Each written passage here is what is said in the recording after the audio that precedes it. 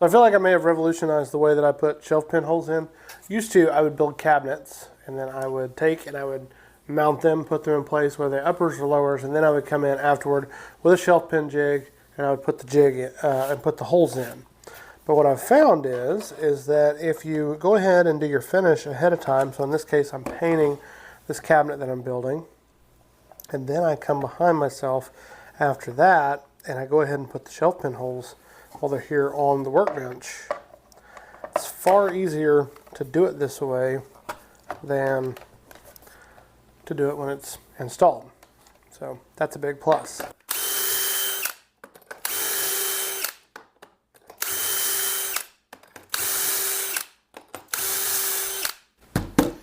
I do find though that I struggle when it comes to putting these shelf pin hole jigs, and I don't know if just this bit maybe is getting dull or old, but I get a lot of tear out. It's not terrible, but it's not great. And I don't exactly know what causes it. I've tried putting tape on this to prevent that. That doesn't really seem to fix the problem. I've tried running the bit in and out like multiple times. Tried going in slow, tried fast, a little bit of everything, and nothing seems to be fixing the problem.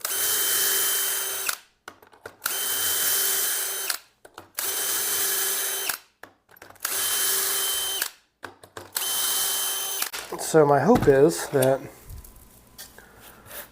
maybe just a new bit will fix that. If you haven't used this Craig shelf pin hole jig, this is a pretty handy little jig. Now the new one is a little different. It looks different. I really like this one, and I'd like to add another one. They make these to where you can attach them together, so you could put two of them together and then kind of have a longer path to drill before you had to move this down. I would love to get that, but unfortunately, they don't make this one anymore, so I'd have to find a used one off eBay, and I'm a little too cheap for that. But the other thing is, so I'm building a cabinet that is going to go upstairs. It's going to be the top part of a hutch. This is a finished cabinet here. Well, it doesn't have the face frame on it yet, but this is at least the carcass part built. Instead of just doing just a plain backer, we went ahead and we threw in just a shiplap wall panel there, and that really just kind of gives it a little bit of different character instead of just plain white or whatever you would do. And we've got shelf pin holes already in there, no bottom in it because it's going to sit directly on, kind of like a hutch is going to. So it's going to be for a giant wall of built-ins, about 15-16 feet long.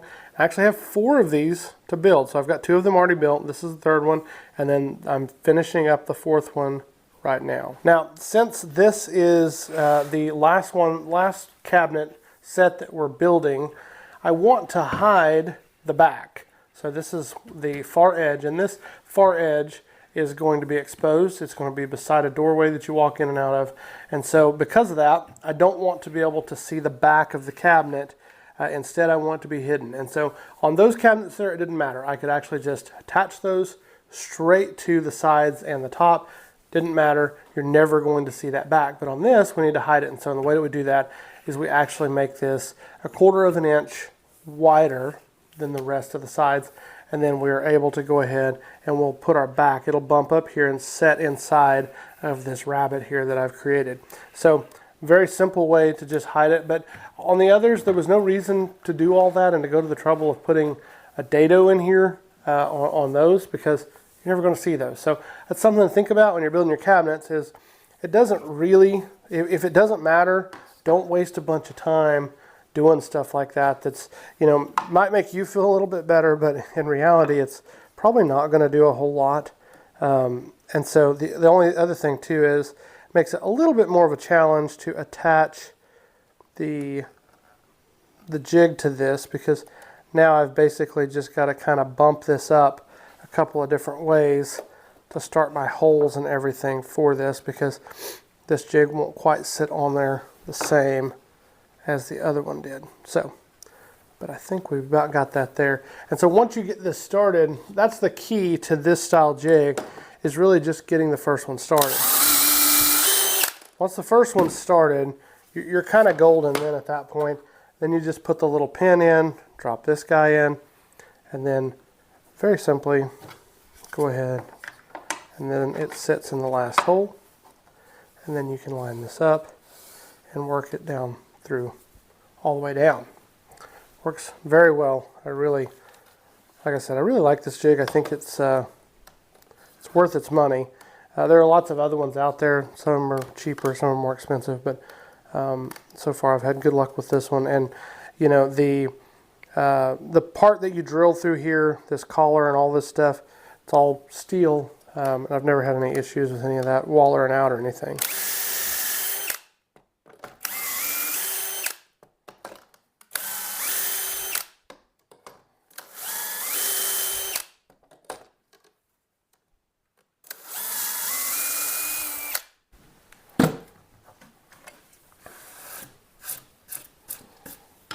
I did this before, so this cabinet here, because I actually forgot to put this rabbet in here originally, and so I ended up since I forgot to put the rabbet in, I had to do it after I had already painted it, which then created a whole other world of problems that I hadn't thought about either, which was sometimes this pin doesn't want to go in. But that created a whole different level of problems because my table saw, it has a zero tolerance insert that is red, and so when I ran this painted white board through to put the rabbet in, it like made red marks on the board, which was wonderful. I had to have my wife go ahead and she repainted this for me today, and so it was a little bit less than desirable. But that's the other thing, that when it comes to woodworking, I feel like a lot of what we do as woodworkers is sometimes it's just about how can I overcome a mistake. Another good example is that cabinet I just showed you. Yesterday when I was attaching that, I attached the backs and I used a narrow crown stapler, and when I was attaching the backs for that, I accidentally left the wrong size nails in and I shot one through to where you could see it through. Then you got to fix that problem.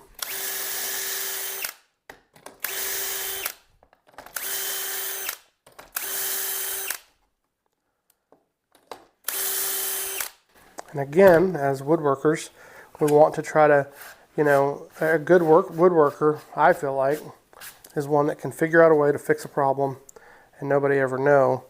And when I first started out, one of my biggest mistakes, I feel like, was when I would build a piece for somebody, or I would refinish a piece for somebody, or I would do something, I was very guilty of showing them any imperfections, like, oh yeah, I did this, but this happened, so it's not quite perfect, unless you can't really tell it unless you look. And I just figured out over time that nobody knows that stuff, and once you fix something, there's no reason to spend a lot of time pointing out any kind of a problem that actually isn't a problem anymore.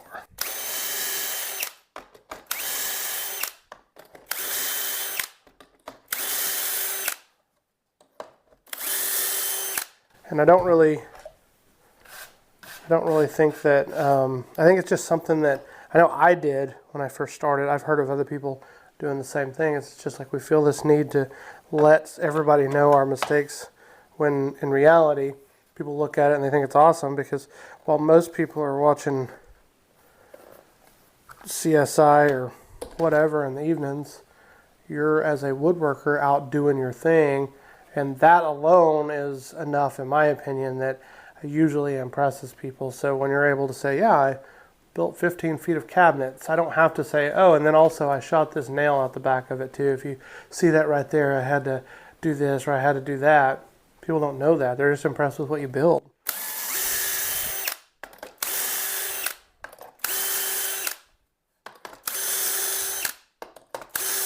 Because at the end of the day, you're going to make mistakes.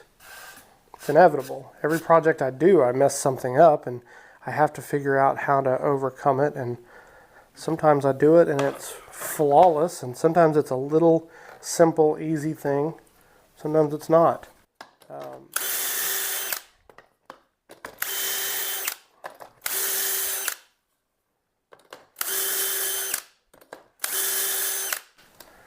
takes a lot of thought, a lot of time in what we do. I mean, just like putting this together, like a little thing that I hadn't really thought of until I started doing this was I was like, man, I need to make sure that when I build these that I don't get my two sides. So this is a side and then I've got another board that's a side. I need to make sure that I don't get these reversed because my shelf pin holes are not going to line up exactly the same from this end to here and from this end to here. So I need to make sure, so I have to make sure and I mark, oh, this is the bottom, this is the top. And so I marked bottom and top on each of my sides. So there was no way I could get them flipped.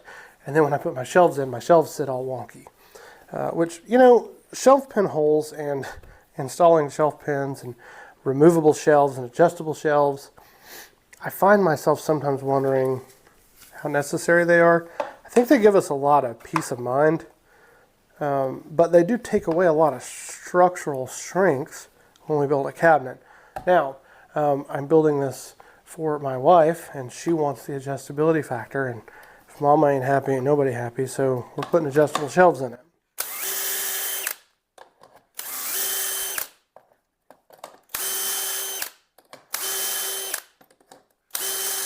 But you know, pretty much everything that I've built that has adjustable shelves,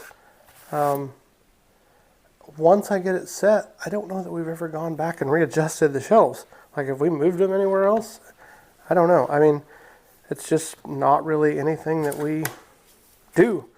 Once I get what I need, I usually just leave them there for life. So how necessary is it? Is it more, would it make more sense to just take more time and figure out what we're going to put where and then make the shelves just a hard fastened shelf, which again would give us, like on a cabinet like this, would give us a lot more strength. Because like on this, I have to be a little bit careful because we're kind of weak at the bottom. There's nothing holding that cabinet together.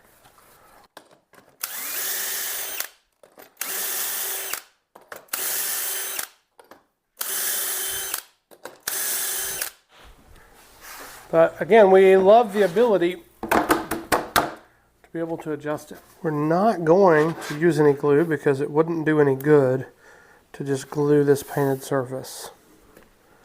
And you know, doing something like this, we might have been benefited somewhat by using like rabbets and things on the joint. But I'm curious to see strength-wise how it's going to hold up, because I think that sometimes we probably, well, I know I overbuild things quite a bit.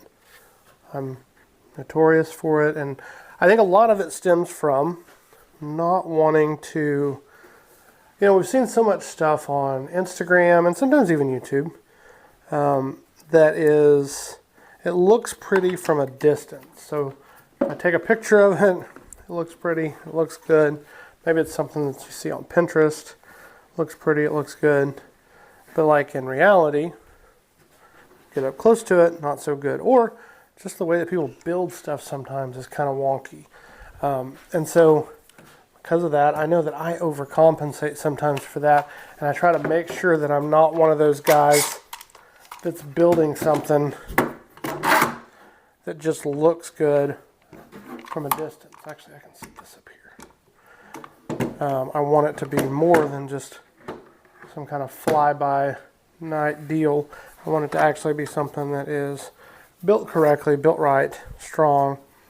But because of that, I think I overcorrect the other way sometimes and probably end up overbuilding some things that maybe don't always need it. A good example is I used to dado all the backs of my cabinets in so that the back would set recessed on every cabinet, even if you couldn't see it.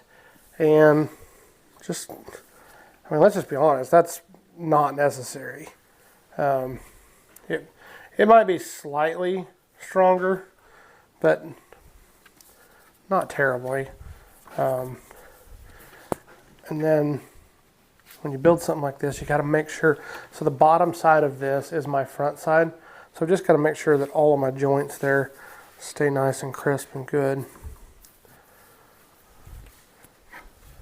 And once I'm happy with it, I can put some screws in it. But I think that the pocket screws are plenty strong enough for what I'm doing here. I think especially once you attach a face frame onto things like this, you get a ton of strength by now you've got this built this way, then you add your face frame. Face frame adds a ton of strength as well. I always glue that face frame as well as I usually just attach it with 18 gauge pin nails.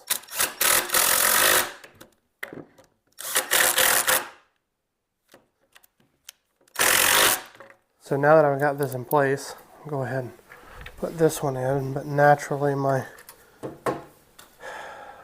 clamp is in the way. So I guess I'll have to move up one and do it here first.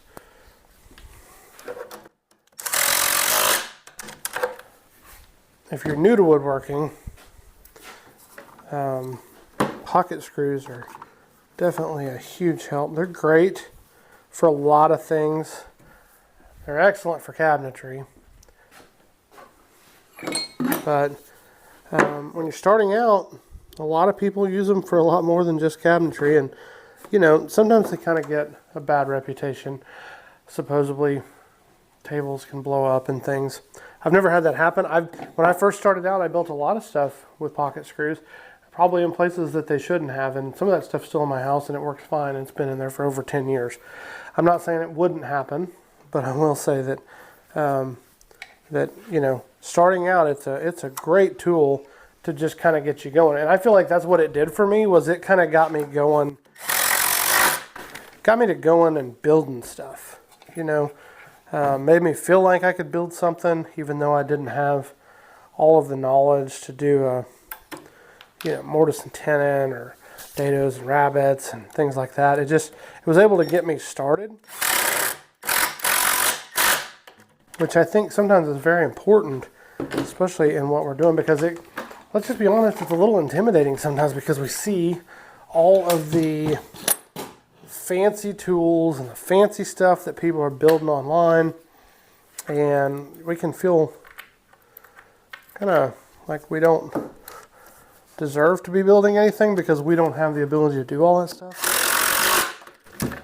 And so that's one of the reasons that I will always say that I'm a big fan. Now, I use pocket hole jig now mainly for cabinetry,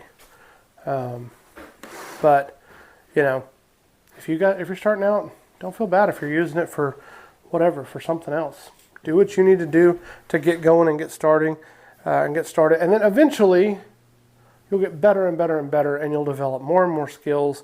You'll learn more and more things. And then that all just kind of comes with time.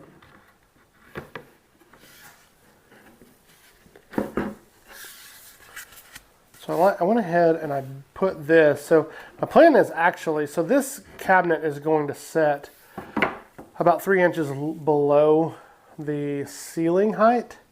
So I'm going to attach this, my plan is to attach it on the top side to the wall where you can't see it from inside. So a lot of times you would put like one of these kind of nailers in here, and then this is what we would run our screws through to attach it to the wall. But I really don't want this to be visible. So really all I'm doing with this is I'm really just using it for strength is the main thing. So I'm just adding this to give it a little bit more strength. And if I can get it to fit in there, because I made it exactly the same size as this other board as the top piece. So it's a little contrary. There we go. And I just built this out of a 1x2.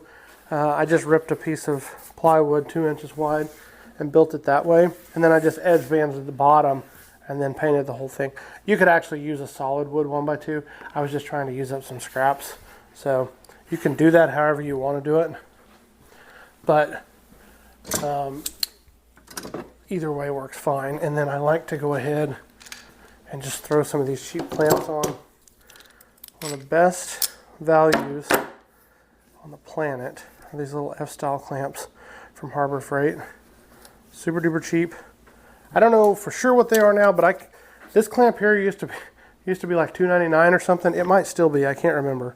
It is the best value of any clamp that you can buy. I've had them for 10 or 12 years. No issues at all whatsoever. Highly recommend that. Harbor Freight gets a bad reputation sometimes, and there are some things I wouldn't buy from there, but honestly, there are definitely some things that you need to pay attention to and just go ahead and get things that don't matter. You know, I mean, I buy staining pads from Harbor Freight. I buy all of my rubber gloves, like when I'm doing for staining and stuff like that. Get all that stuff from Harbor Freight. Honestly, I've got several different ratchets and things like that also that I picked up at Harbor Freight, just because, again, price is just so good. It's hard not to. So, and then I'm running out of pocket hole screws. I bought these new Lion Max pocket hole screws. I found these on Amazon. So those are 600 pocket hole screws, 1.25 inch, same size, same everything as the ones from Craig. But this 600 pack was like $20-something, maybe 27. Can't remember exactly. So this is actually the first time I'm going to be using them. But if they work out, in my opinion, it's definitely a better value because I think 100 is $7 or $8 maybe at Lowe's. So might be something to kind of think about. Lion Max, look at those. The reviews were good, so I didn't see a lot of complaints on them. A few that I saw had them that maybe they stripped off and busted out, but that was kind of about it.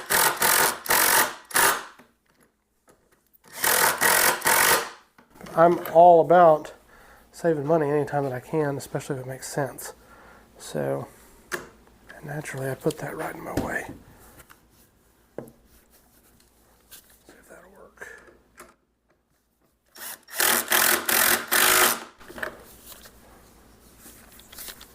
New screws, I kind of get nervous, make sure they didn't come through.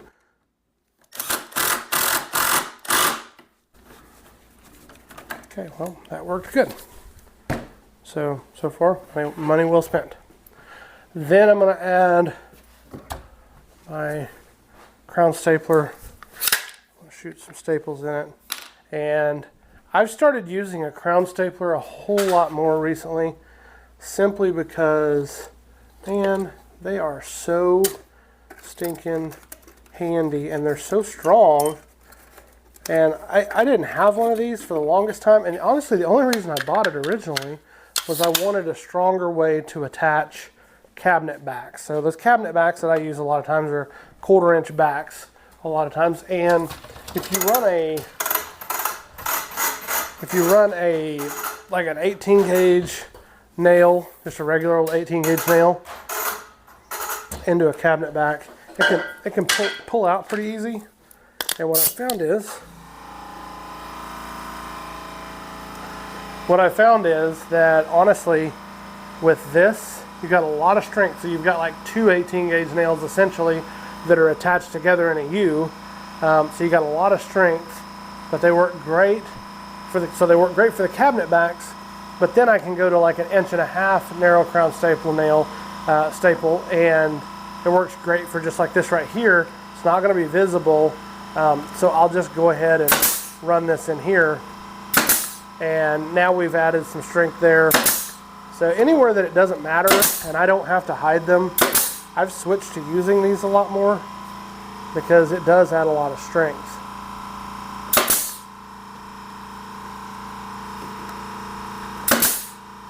Boom. Again, I'll use it with the back as well when I put the back on. Now the one thing that I should have done, I got in a doggone hurry and I didn't do. I really should have looked and checked square a little more on this. I think I was just hoping that all my stuff, I was hoping that putting this in the way that I did pulled it in square, and thankfully it did. So probably check that before just shooting it all together without thinking about it next go around. Then I just add my back like this. And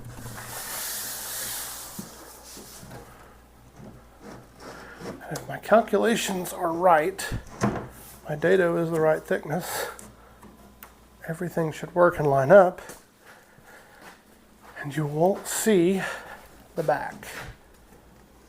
Perfect. So now we got this on here. This is the outside edge, and you'll never see the back. So that was kind of what we were going for. What we're not going for, though, is how out of square something is. The cut, the board, the something. I gotta figure out what's going on here. Because this thing has a tendency to kind of spring on the bottom because it doesn't have anything attaching it, holding it in place. So I've got to take the time. That's much better. To get this lined up. That's the thing. You know, keeping everything perfectly square, lined up. You don't want to end up with some kind of a mess where it doesn't do that, because then you've got real problems. So remember to keep it square. And this is tricky when you're doing something like this, because a flat back would have been easier. So if I just had a plain painted back that was white, it wouldn't matter if it was out of square. But because I'm using the shiplap panels that go up and down, it has to stay perpendicular with the sides of the cabinet. And it's a little hard to see it from this side because I'm on the wrong side. But unfortunately, I need to be on this side to attach it. So it's a little bit of a catch-22. I think I'm getting pretty good there. And then I will just start, I'll push it all the way over against this rabbet. And once my everything's perfectly flush there, I'll go ahead and attach it. And then I can kind of bend this and work it as I need to. That will kind of take care of itself kind of once I get going.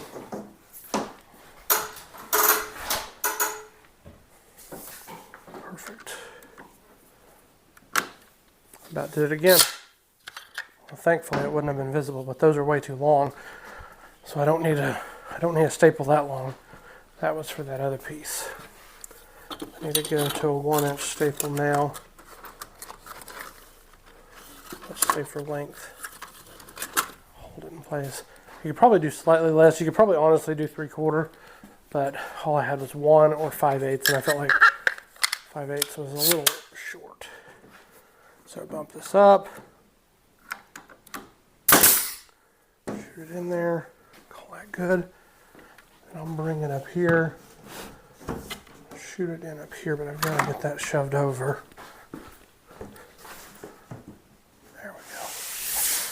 Pulled in pretty good.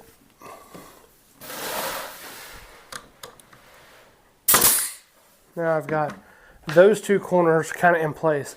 Now I can take the time to kind of look at this side and make sure that we're staying square, because again, we don't have anything on the bottom to keep it in place. Probably what I should have done would have made one extra board to drop in here to help know that my spread across the bottom was exact. Instead, I end up kind of basically eyeballing this. I won't totally eyeball it. I'll get a tape measure too, but I kind of do. So I can feel right here, and I can just tell, because my panel is square, I moved it just enough that that pulled it around. So I'm going to basically get this about to the right length, which is right about there. Make it about the same. But then I just want to come up here, and I'll go ahead and attach this corner, because this corner, there's nothing I can do about it. It is what it is. So it's kind of committed. Okay, so probably don't need to continue eyeballing this. It's probably time to go ahead and make sure this is the same. So I'll pull a measurement across outside to outside here. 45 3/4.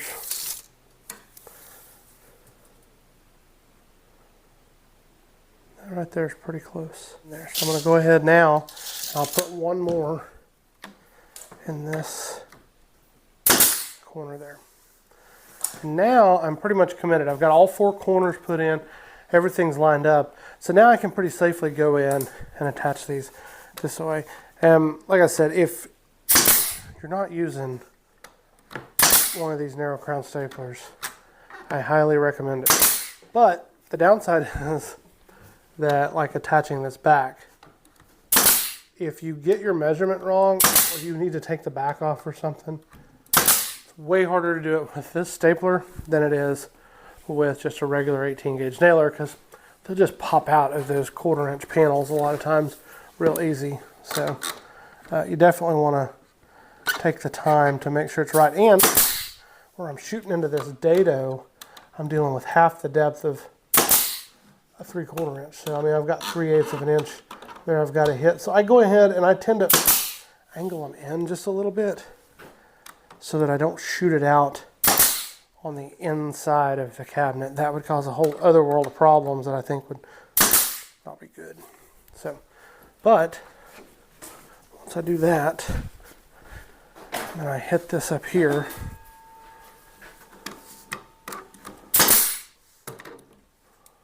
I'm pretty much home free at this point. And it's always weird when when I build these and I go to flip them over to see how they look. It's a little nerve-wracking sometimes. So I'm always scared to death that I got something wrong, but hopefully I did not. So I about lost a nail gun. I really need to clean my shop, if you hadn't been able to tell.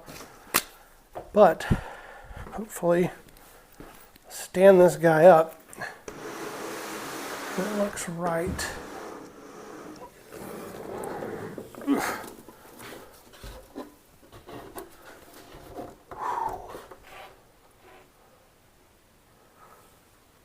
Well, I don't see anything terribly obviously wrong, so I think we're good.